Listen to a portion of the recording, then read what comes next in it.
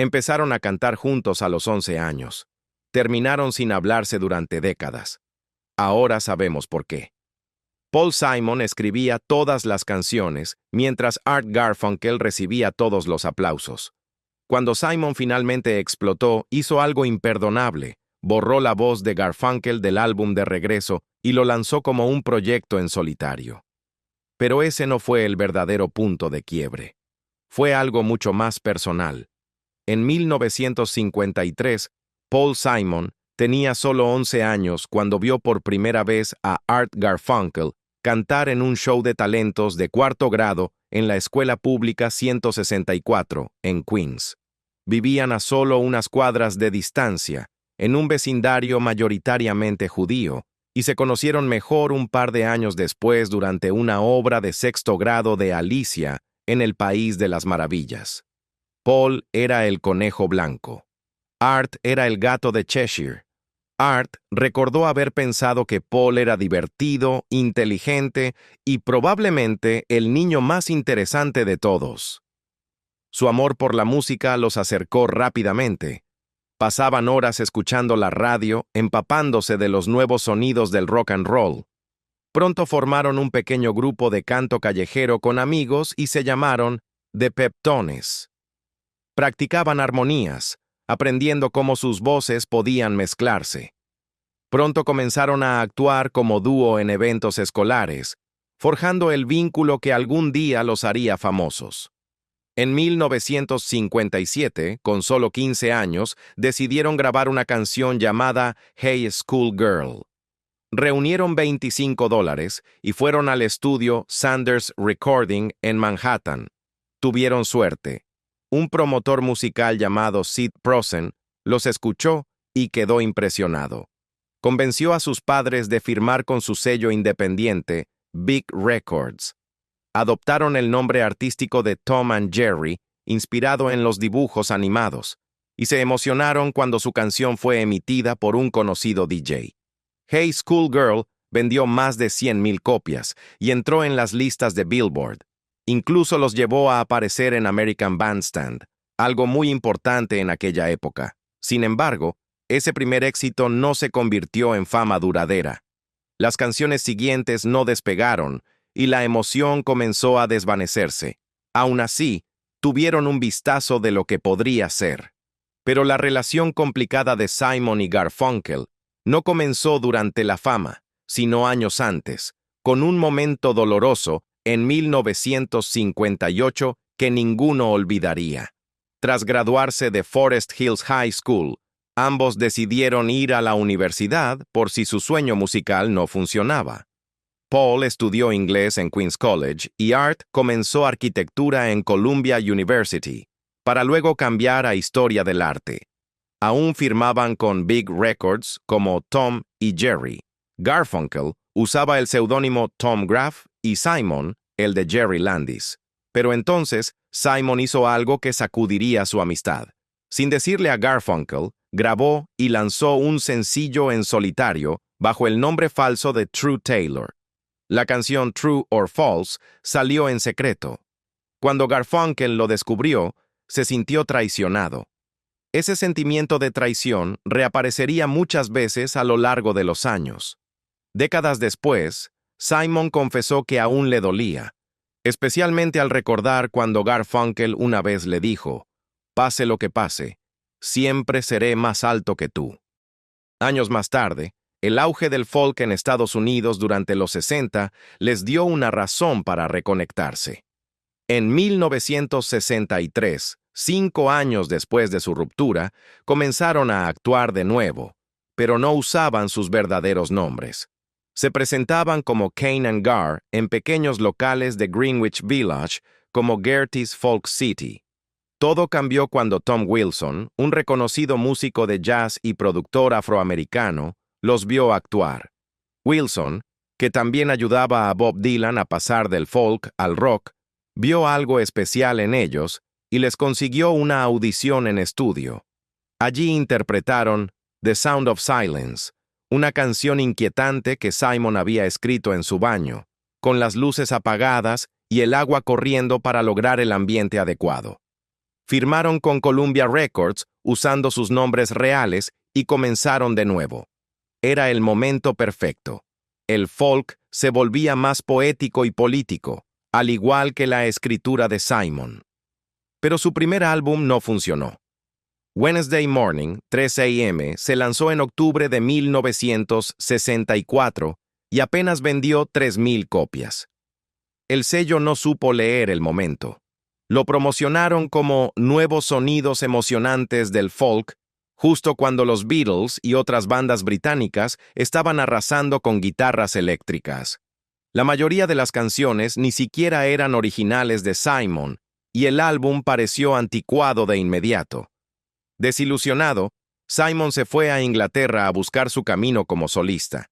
Garfunkel volvió a Columbia a estudiar matemáticas. Parecía el final. Simon incluso grabó un álbum en solitario en Londres. Ambos siguieron con sus vidas, o eso creían. Pero en la primavera de 1965 sucedió algo inesperado. Estaciones de radio universitarias en Boston y Florida comenzaron a poner la versión original de The Sound of Silence. Tom Wilson lo notó. Sin consultar a Simon y Garfunkel, decidió remezclar la canción. Usó músicos de estudio y añadió guitarras eléctricas, bajo y batería. Pero la grabación tenía problemas. El tempo original era irregular, y los músicos no podían seguirlo con precisión. El ingeniero Roy Haley usó efectos de eco para ocultar los errores rítmicos. En septiembre, mientras Simon actuaba en Dinamarca, se enteró de que la canción remezclada estaba subiendo en las listas estadounidenses. Cuando la escuchó, se horrorizó. Le pareció desordenada y torpe. Pero el público no estuvo de acuerdo. La canción alcanzó el número 1 el 1 de enero de 1966. Después de 14 semanas en el top 100 de Billboard, de repente Simon y Garfunkel eran famosos. Y así, casi por obligación, fueron reunidos de nuevo para grabar un nuevo álbum, Sounds of Silence, aprovechando la ola de ese éxito inesperado. En octubre de 1966, Simon y Garfunkel lanzaron su tercer álbum, Parsley, Sage, Rosemary and Thyme. Fue un punto de inflexión en su carrera. El álbum permaneció en las listas de Billboard durante casi 3 años y vendió más de 3 millones de copias. Por primera vez usaron un sistema de grabación de 8 pistas, lo que les permitió superponer sus voces limpiamente sin que la guitarra de Paul Simon interfiriera. El resultado fue un sonido mucho más pulido, pero también hubo problemas tras bastidores. La canción Scarborough Fair provenía de una antigua tradición popular inglesa que Simon había aprendido del músico Martin Carthy. Aunque era una canción centenaria, fue acreditada solo a Simon y Garfunkel. Otra canción, Cloudy, fue coescrita con Bruce Woodley de The Seekers. Él recibió un pago, pero no fue acreditado en el álbum. A pesar de todo eso, el disco fue un gran éxito. Años más tarde, fue incluido en el Salón de la Fama de los Grammy y clasificado por la revista Rolling Stone como uno de los mejores álbumes de todos los tiempos. En junio de 1967, Simon y Garfunkel actuaron en el Festival Pop de Monterey, un evento cultural masivo con artistas como Jimi Hendrix, Janis Joplin y The Who, acaparando la atención. Mientras otros rompían guitarras y las incendiaban, Simon y Garfunkel destacaron de otra manera. Su sonido suave y reflexivo recordó al público sus raíces folk en medio del caos y la psicodelia. Algunos pensaban que su música no era lo suficientemente cool para el momento, pero su actuación demostró que aún tenían un lugar poderoso en la escena musical cambiante. Ese mismo año, sucedió algo inesperado que cambiaría sus carreras y el mundo del cine. El director Mike Nichols estaba trabajando en The Graduate y tuvo una idea repentina. Quería usar canciones de Simon y Garfunkel en lugar de una banda sonora tradicional. Al principio, Paul Simon accedió a escribir 3 canciones nuevas para la película, pero las giras lo impidieron. Entonces, el editor de la película, simplemente usó canciones existentes como The Sound of Silence y Scarborough Fair para montar las escenas. Encajaban tan bien que decidieron dejarlas. La película y la música se impulsaron mutuamente. La banda sonora fue un gran éxito, compitiendo incluso con los Beatles en las listas. Mrs. Robinson, la única canción nueva que Simon escribió para el filme, ganó el premio a grabación del año. Su música aportó la carga emocional de la película, y la película les abrió a un público más amplio y adulto. Este enfoque de usar música popular en el cine inspiraría a muchos directores en los años siguientes. Pero detrás de todo el éxito, empezaban a aparecer grietas. La relación de trabajo entre los dos era cada vez más desequilibrada. Paul Simon escribía todas las canciones y tomaba la mayoría de las decisiones creativas, mientras que Art Garfunkel se centraba principalmente en cantar. Simon admitió más tarde que sentía ese desequilibrio. En las sesiones de grabación, Garfunkel solía quedarse en la sala de control dando opiniones, mientras Simon hacía la mayor parte del trabajo. Esto generó resentimientos. Simon confesó que se sentía celoso cuando el público aplaudía con fuerza la voz de Garfunkel en canciones como Bridge Over Troubled Water. Pensaba, yo escribí esa canción, pero Garfunkel se lleva los aplausos. Esa frustración venía desde su infancia. Simon recordaba que su madre le dijo una vez, «Tienes una buena voz, Paul, pero Arthur tiene una voz hermosa». Eso dolió. Con el tiempo, la tensión aumentó. Garfunkel no componía, pero sentía que lo estaban opacando. Simon, por su parte, se sentía limitado creativamente.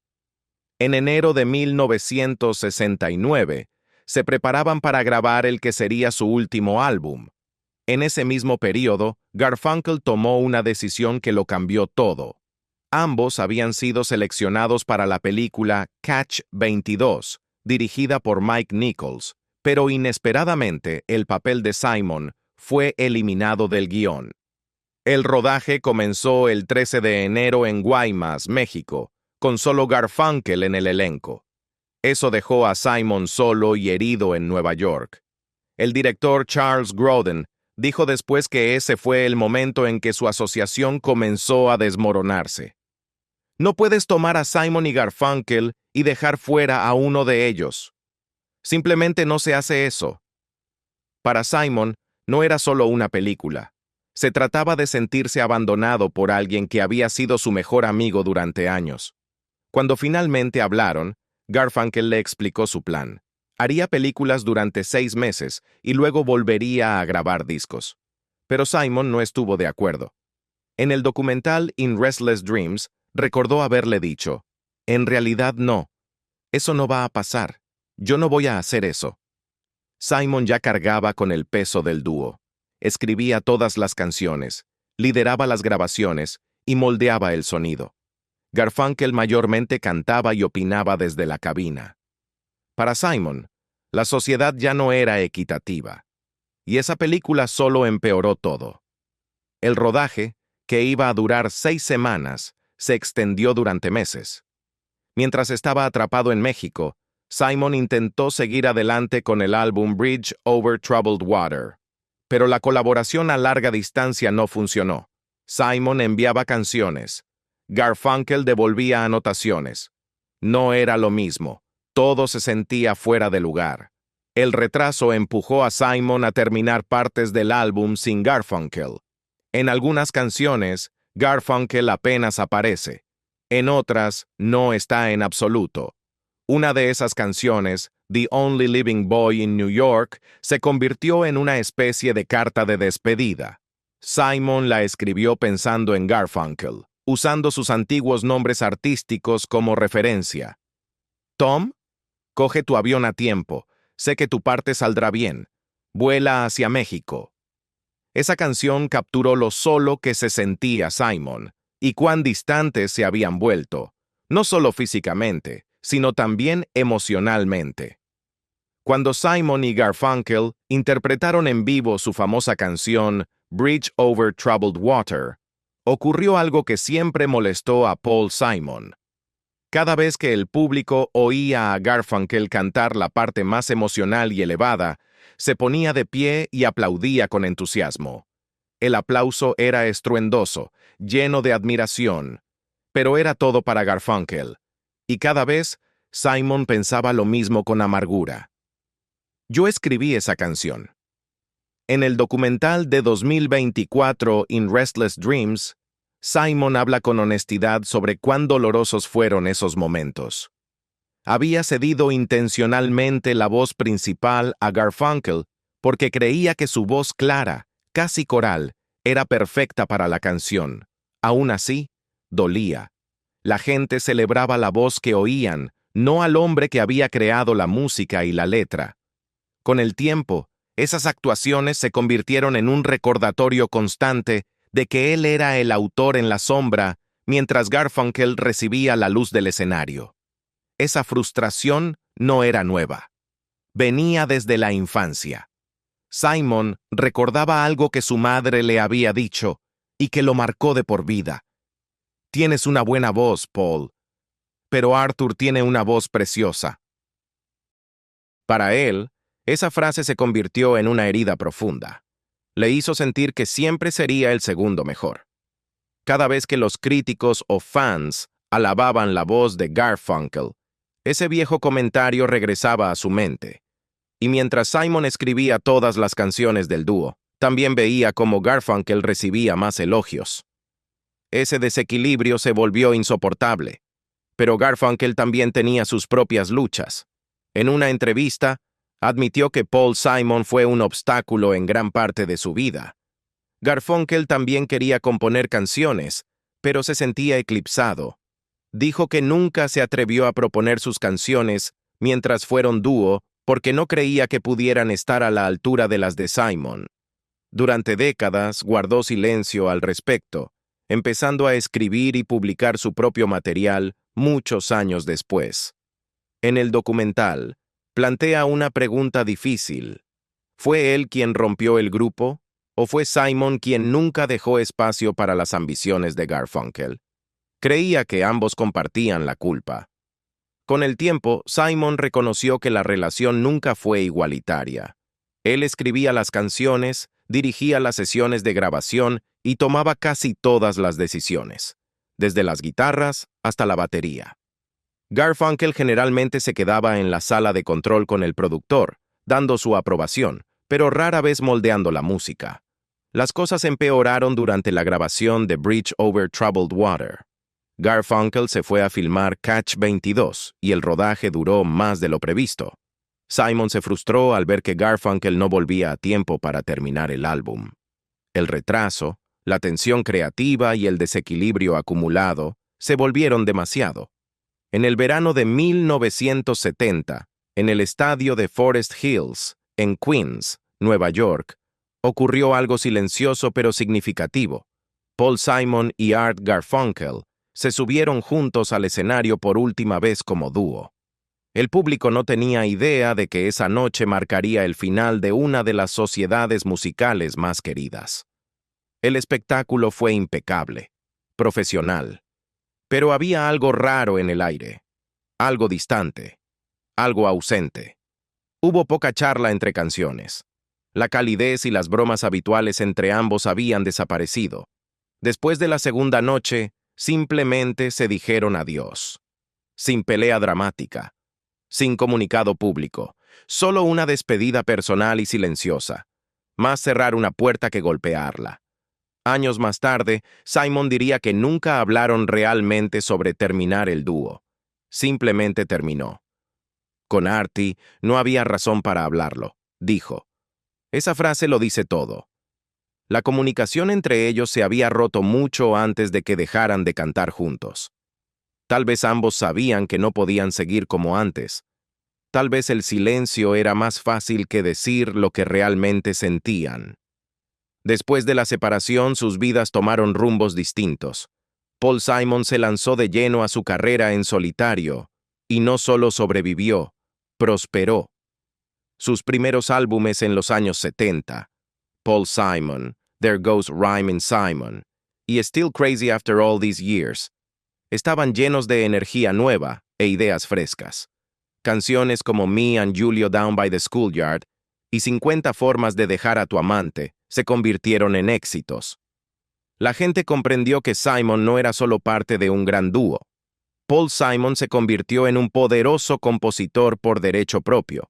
Su creatividad seguía avanzando, y en 1986 lanzó Graceland, un álbum que mezclaba música sudafricana con su estilo personal.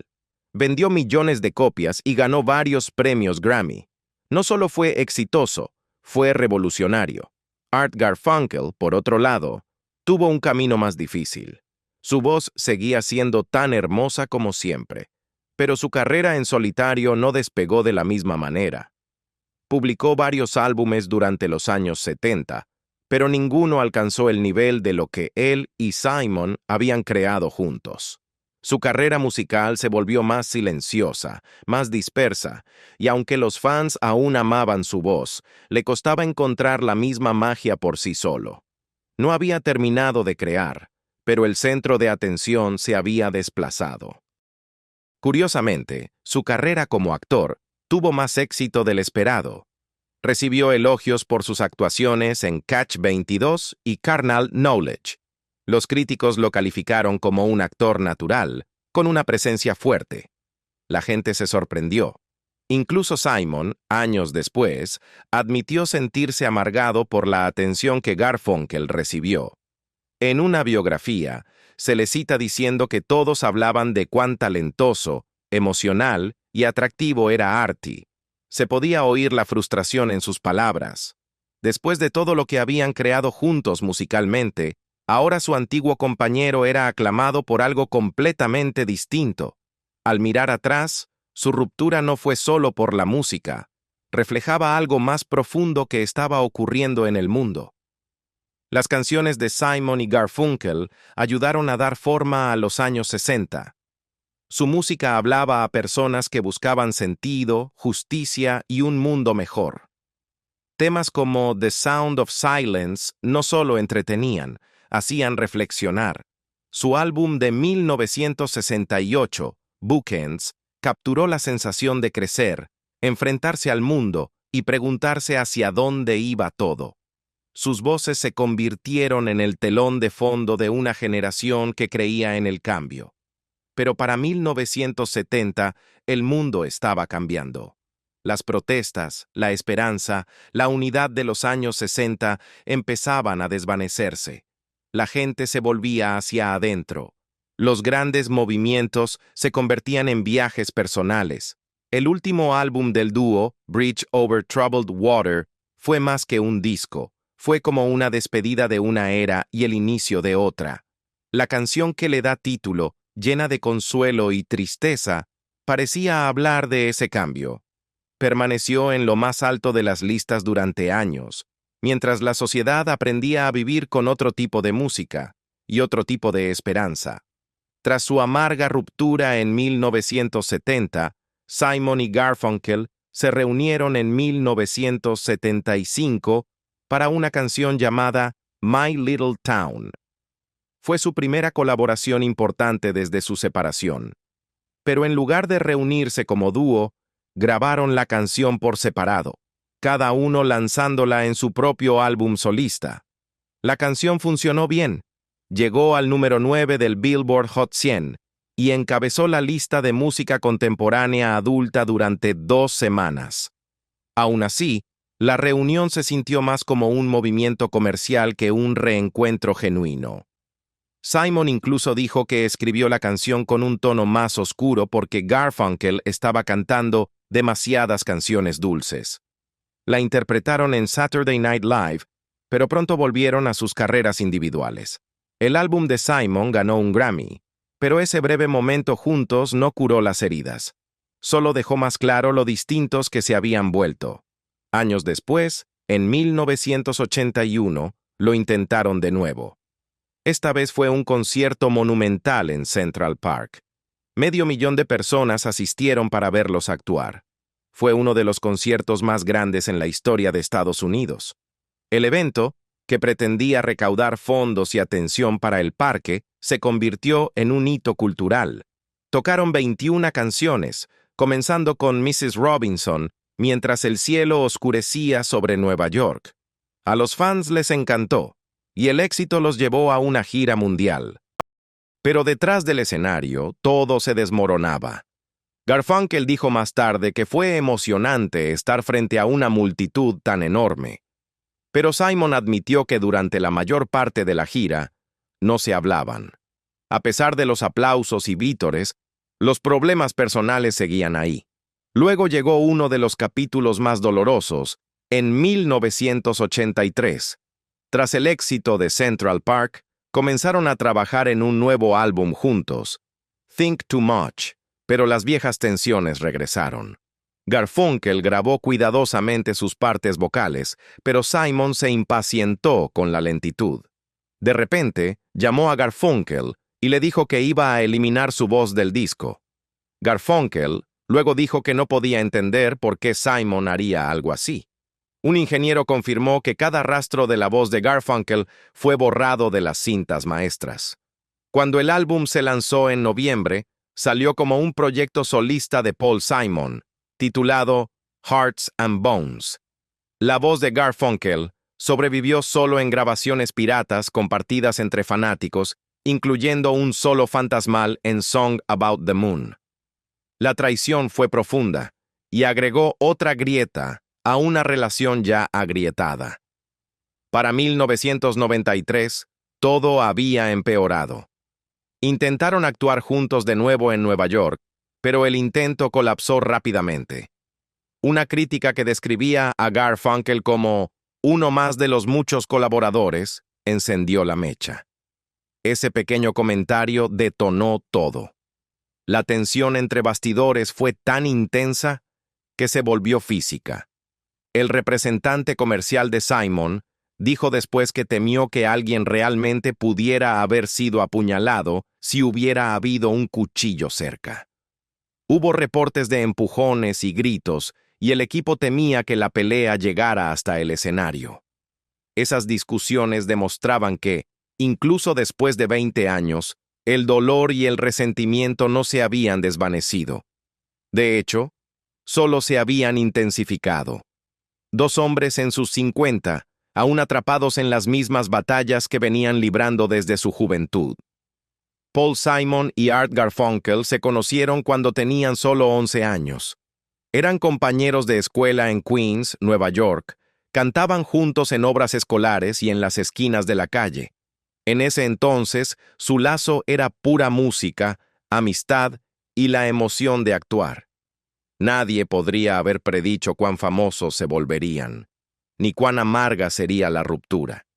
Mientras ascendían a la fama, algo silencioso pero poderoso comenzó a crecer entre ellos: el resentimiento. Una de las cosas que más marcó profundamente a Paul Simon fue su estatura. Puede parecer un detalle menor, pero para él no lo era. Años después, todavía recordaba un momento en particular cuando Garfunkel lo molestó diciendo: «No importa lo que pase, yo siempre seré más alto que tú». Le dolió tanto que nunca lo olvidó. No era solo una broma. Simon ya luchaba con inseguridades y dudas sobre sí mismo. Pasó años en terapia, y el tema de su estatura era central. Lo que lo hacía peor era que Garfunkel parecía saberlo. En una entrevista posterior, admitió que cuando eran niños, en parte se había hecho amigo de Simon por lástima debido a su baja estatura. Dijo que le ofreció amor y amistad como compensación, y luego añadió algo escalofriante: ese gesto de compensación creó un monstruo. La diferencia de estatura se convirtió en un símbolo de algo más profundo, un desequilibrio de poder. Paul escribía las canciones, Artie las cantaba, pero el público a menudo veía a Garfunkel como la estrella. Incluso su representante dijo que Paul a veces se sentía eclipsado cuando los fans aplaudían con locura la voz de Artie, aunque las canciones fueran de él. A pesar de la tensión, la historia compartida los mantenía unidos. Habían pasado de grabar un sencillo por $25 en 1957 a convertirse en estrellas globales en 1970. Ese tipo de viaje es raro, y la presión era enorme. En un documental reciente, Simon llamó a Garfunkel su amigo más antiguo y admitió que la fama les había cobrado factura. Aún así, las grietas aparecieron desde temprano. En 1958, poco después de su primer éxito, Simon grabó material en solitario en secreto, sin contárselo a Garfunkel. Esa traición nunca sanó del todo. Incluso 60 años después, Garfunkel lo mencionó, diciendo que se sintió impactado y herido al descubrirlo. Su separación nunca fue solo un asunto de negocios. Fue algo personal, desordenado, emocional y lleno de heridas no resueltas.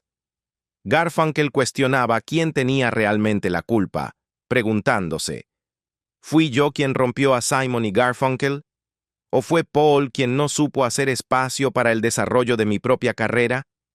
Estaba frustrado de que la gente lo viera solo como la voz de Simon, en lugar de un socio igualitario. Finalmente admitió algo doloroso. Sí, herí sus sentimientos, y quise hacerlo. Simon, por su parte, ya había llegado a una conclusión distinta. Para él, la separación era inevitable. En una entrevista dijo, «Los dúos no se mantienen juntos».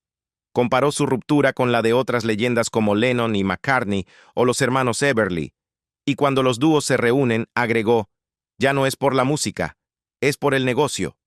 Aún así, volvieron a reunirse varias veces. Su concierto en Central Park en 1981 atrajo a más de 500,000 personas, pero para 2016, Simon ya no tenía paciencia. «No nos llevamos bien», dijo sin rodeos. «No es divertido». Cuando una gira final en 2010 tuvo que cancelarse debido a los problemas vocales de Garfunkel, Simon lo tomó como la gota que colmó el vaso. «Nos falló a todos», dijo. Ya no sentía que podía confiar en él.